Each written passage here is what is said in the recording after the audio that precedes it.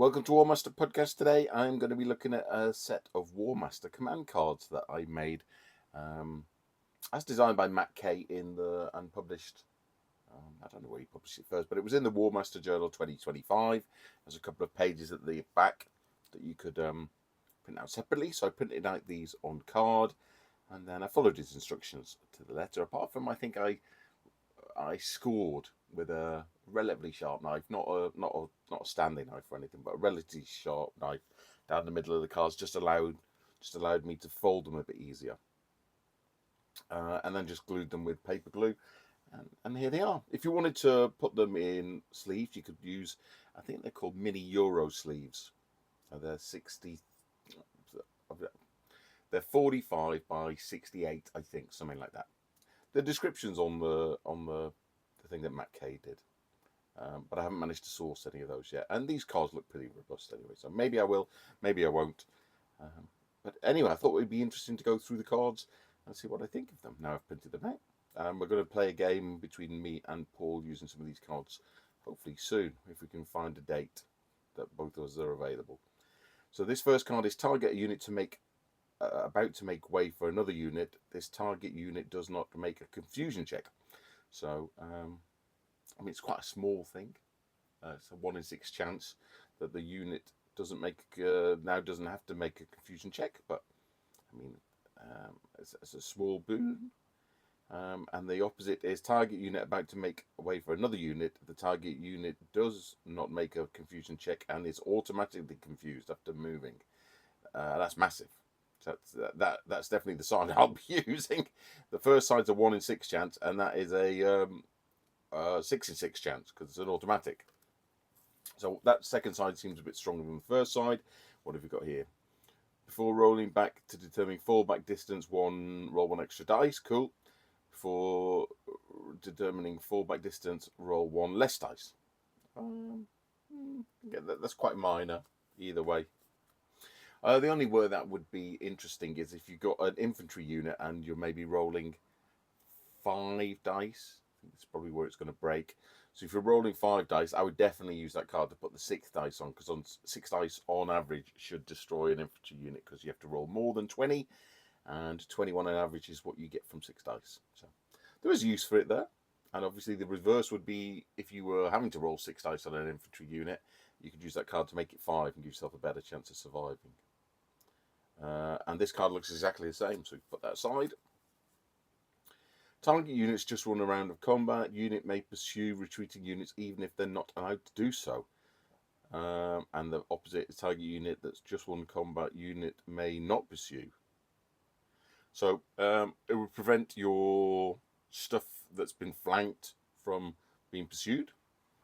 So you've got some horses that were flanked by infantry. They couldn't be pursued now using the bottom. And the top, obviously, would allow you to go after, hit some flyers in the front and then pursue them. So it'd be a great way to take out flyers, that card. So that's quite a good one. Before rolling command dice, target unit who's about to receive an order ignores the command penalties for enemies within 20 centimeters. Ooh, makes everybody undead. That's pretty cool. Before rolling command dice, target unit is about to receive an order is considered to be 20 centimeters of unit. So basically it gives them a +1 that they weren't expecting. That's pretty cool. I like that card a lot. That's good. Before rolling command dice, target unit is about to receive an order does not suffer dense terrain. And before rolling command dice, target unit is about to receive an order suffers an additional -1 to the dense terrain command penalty. So I guess you've got to be in terrain for that one to work, and they give you -2 on the top. It would take away. So that's quite useful. What's this one say? Whoa, what's going on here? Is it trying to zoom in on something else? Come on. Oh, well, this is no good. Well, thank Christ for that. I thought I was going to have to restart the video. Re-roll 1 dice. That's quite straightforward. I like that. That's a good one. There's going to be another one of them, and there it is. Re-roll 1 dice. They are a little bit shuffled, but some of them might be in the same order. Target unit receives +1 attack per stand for this attack roll. Target unit receives -1 attack per stand for this attack roll. No, cool. I like that. That's a good one. Obviously, I mean, it's only one unit, so even in the craziest case where you've got some halberdiers with a skirmisher stand, it's 4 attacks. So that's 2 hits on average, because most stuff hits on 4s in this game. So I mean, you're only talking about half an additional hit either way here. But yeah, that's quite a nice little buff for a vital attack. Before making a hit roll with a target unit must hang on. Before making a to hit roll with a target unit, it must re-roll misses once. Before making a to hit roll with a target unit, it must re-roll misses once. So we want to re-roll misses. So this is you're going to buff. This is a buff for your team. You got to say it before you do the hits, so you don't know how many you've missed before you use it. That's quite difficult to do. I guess you just, on your biggest, most important attack of the game, you just commit this to it as well. Before making a to hit roll with a target unit, it must re-roll hits once. Now that's enormous. So if you're getting charged and you're worried about getting wiped out, if you put this in place, they're only hitting with a quarter of their attacks on average. So that's taking, that'll reduce half the damage you're taking. That's a massive card. Before rolling command dice, target character treats all doubles a success on the next roll. It's all doubles are successful on the next roll. So, I mean, doubles are 1 in 6, and that would remove the chance of a blunder, I guess, because you're treating all doubles as successes. So even a blunder's a success. Good for your old Dark Elves. Before rolling command dice, target character treats all doubles as blunders on the next roll. Woo! So 1 in 6 chance of a blunder. So instead of being 1 in 36, it'll be kind of approaching 1/3. Oh no, that's not right, is it? 1 in 36, it'll be 7 in 36. So just over 1 in 6. Okay, what have we got going on next? Before removal command dice, use 20 centimeters closer. So it's basically you've got something a mile away. You'll get we'll reduce one of the extra +1. So if you were 40 centimeters away, you'd only be effectively 20 centimeters away, or 20 centimeters would be no modifier, and the other one's going to be the opposite. So you'll before you get 20 centimeters further away. There are 16 in total. We've got 4 left.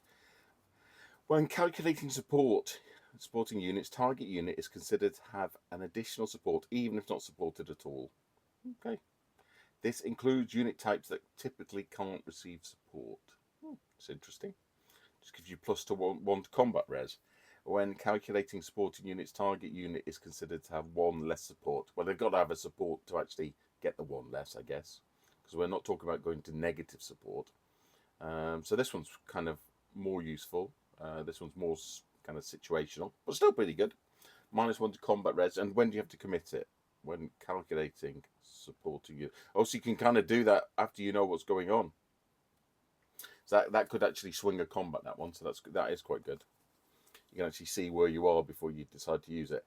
Target unit that is to roll dice for drive back will become confused on 5s or 6s, so doubles your chance of confusion. Target unit that's about to roll dice for drive back may re-roll any 6s, so I mean virtually no chance of confusion. Like a 1 in 6 chance becomes a 1 in 36 chance. Okay, target before calculating attack dice, target unit ignores the terror attack modifier. Again, this would be really good for some armies and completely irrelevant for others that are already ignoring terror attack modifier. Before calculating attack dice, target unit is considered to cause terror. Again, cool. I mean, it's like having a terrifying creature in there with you when you're fighting. So nice little one. Obviously not that great if you don't worry about terror. Target a unit that is about to roll dice for armor saves. Unit receives +1 to the armor saves roll, up to a 3+. Whoa! So wow, that is good. Big attack by some Rhinox on a 5-up save suddenly become a 4-up save. I like that one. Target a unit that is about to roll dice for armor saves. Unit gets a -1. So whoa! Again, that's a beauty if you're fighting someone like Chaos Knights and they run in thinking they're going to be all right. against your knights, and suddenly they got 5 up armor. Yowzers. Okay, so I'm going to try and what's going on here. I'm going to try and play a game with Paul. Hopefully in the next week or two, because we're getting towards summer holidays time and things are going to get a bit more complicated then. And I do have a new job starting in September, which I think it's going to be part-time most of the year, but then it will be full-time sometimes. So I'll still get some stuff done. If you do like these, please say thank you to Matt Kay. I think he did a tremendous job with this. They didn't. I mean, it cost me about £1 to get them printed on nice card, and it took me about, I don't know, like 20 minutes to make in total. So definitely worth doing. Might bring a bit of interest to a game, and we'll record a game soon, and I'll give you feedback on how they actually work in game.